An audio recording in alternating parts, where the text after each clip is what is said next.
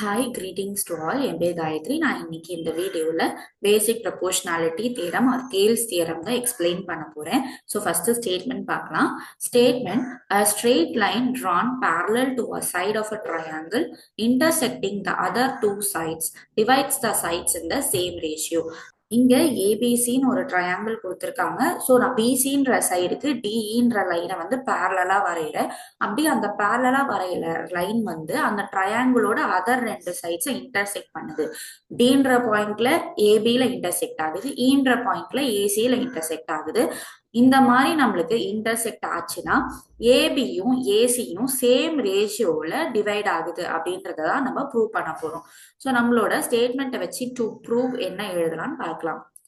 To prove நம்ம என்ன prove பண்ண போறோம் அப்படின்னா ஏடி பை டிபி, டின்ற பாயிண்ட்ல தானே கட் ஆகுது.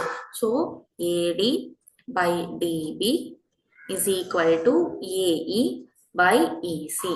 இதை தான் நம்ம வந்து ப்ரூவ் பண்ணோம் இந்த ஸ்டேட்மெண்ட்க்கு. ஸோ நம்ம இதை எப்படி ப்ரூவ் பண்றதுன்னு பார்க்கலாம். நான் வந்து ஃபர்ஸ்ட் கிவன் எழுதிக்கிறேன். கிவன் நான் என்னன்னு எழுத போறேன்னா ஏபிசின்றது ஒரு ட்ரையாங்கிள்.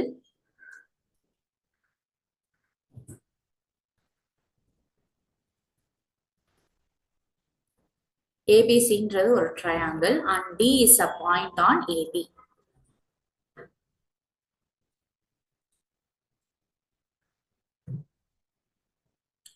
அதே மாதிரி ஈன்றது பாயிண்ட் ஆன் ஏசி.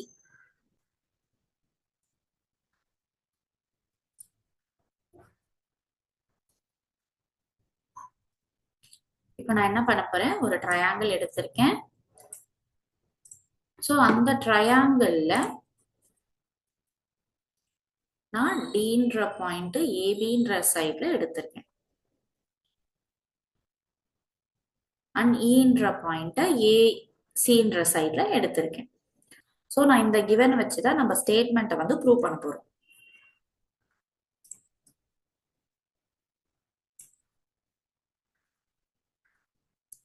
ப்ரூஃப் எழுதிக்கலாம். எப்பவுமே ஒரு தியரம் எழுதும் போது ஸ்டேட்மெண்ட் முக்கியம். ஸ்டேட்மெண்ட் எழுதிட்டு கிவன் எழுதணும், கிவன் எழுதிட்டு நம்ம என்ன ப்ரூவ் பண்ணணும்னு எழுதணும். இப்போ ப்ரூஃப் எழுதணும். ஆல்ரெடி நான் டு ப்ரூவ் வந்து ஸ்டேட்மெண்ட் கூட எழுதிட்டதுனால நான் கிவனுக்கு அப்புறம் ப்ரூஃப் வந்து கண்டினியூ பண்ணிக்கிறேன்.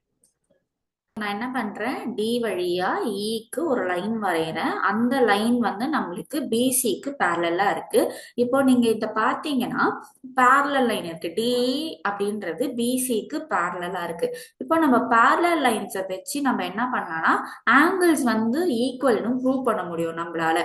ஸோ எனக்கு டிஇ அண்ட் பிசி பேரலன்றதுனால ஆங்கிள் டியும் ஆங்கிள் பியும் வந்து எனக்கு ஈக்குவலா இருக்கும். அதே மாதிரி டிஇயும் பிசியும் பேரலன்றதுனால ஆங்கிள் இயும் ஆங்கிள் சியும் எனக்கு ஈக்குவலா இருக்கும். அதை நான் வந்து எடுத்து எழுதிக்கிறேன்.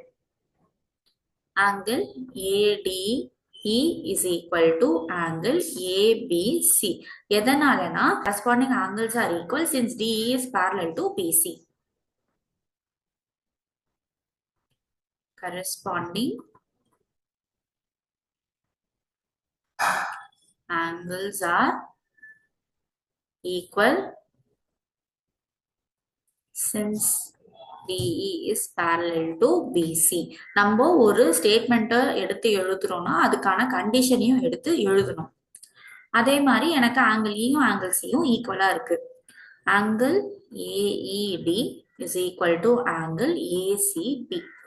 இதுக்கும் அதே கண்டிஷன் தான். corresponding angles are equal since DE is parallel to BC.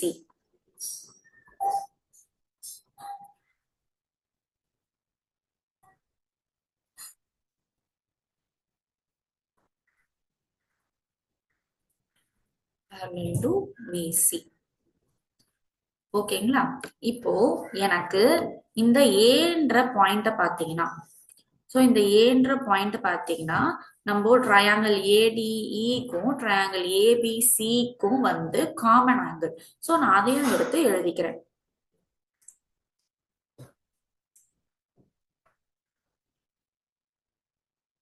in triangle ABC and triangle ADE angle BAC equal to angle DAE.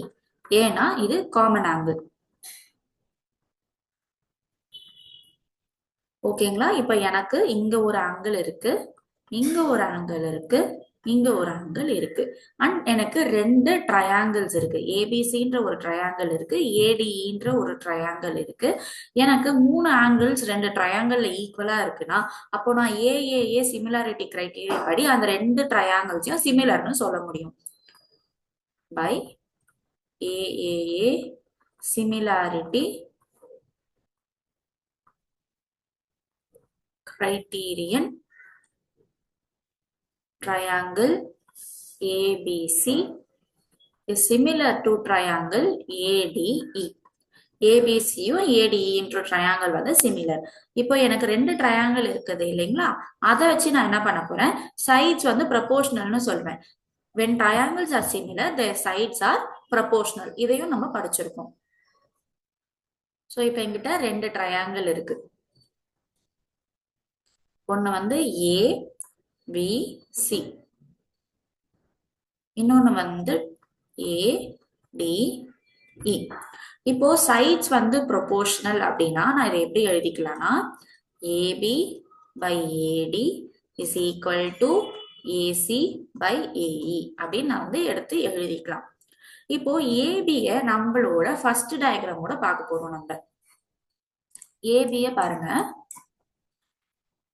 இங்க ஏபி வந்து நம்ம எப்படி எழுதலாம்னா ஏடி பிளஸ் டிபின்னு எழுதலாம். அதே மாதிரி ஏசிய நம்ம எப்படி எழுதலாம், ஏஇ பிளஸ் இசின்னு எழுதலாம். அதுதான் நான் இங்க வந்து கீழே எழுத போறேன்.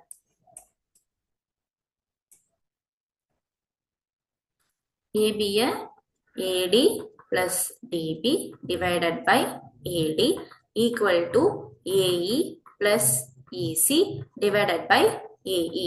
இப்போ நான் டேர்ம்ஸை வந்து ஸ்பிளிட் பண்ணிக்க போறேன். AD by AD plus dB by AD is equal to AE by AE plus EC by AE. இப்போ AD AD cancel ஆயிடும், AE AE cancel ஆயிடும். ஸோ நம்ம இதை எப்படி எழுதலாம், 1 plus dB by AD equal to 1 plus EC by AE அப்படின்னு எழுதலாம். இப்போ ரெண்டு பக்கமும் 1 வந்து நம்மளுக்கு இருக்கிறதுனால ரெண்டு பக்கமும் 1 வந்து கேன்சல் பண்ணிக்கலாம். 1 1 cancel. அப்போ எனக்கு என்ன கிடைக்கும், dB by AD is equal to EC by AE.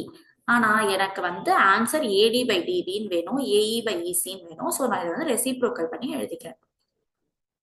Reciprocal on both sides. AD by DB is equal to AE by AC.